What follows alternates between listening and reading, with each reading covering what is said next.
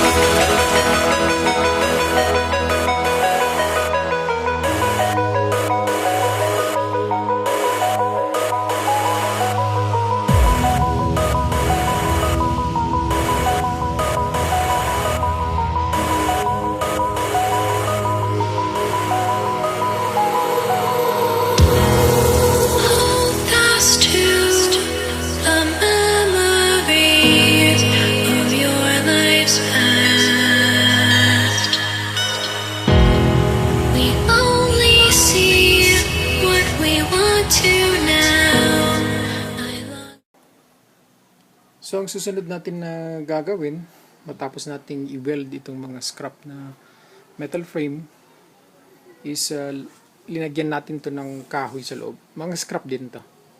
Magsisilbi itong pamakuan or nailer para sa ating Hardiflex na finishing.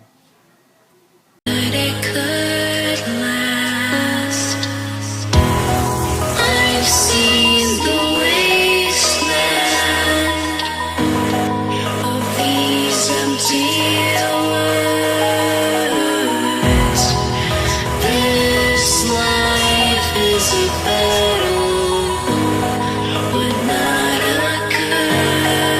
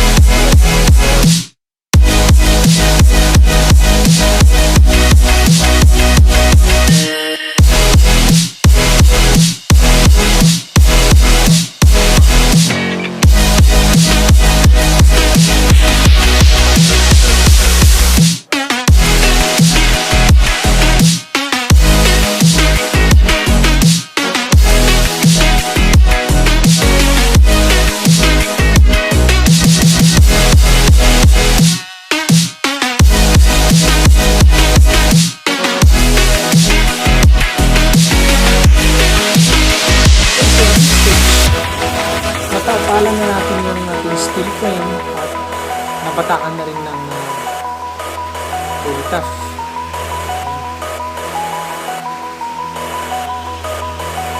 Ito na yung nahanap natin na tiles.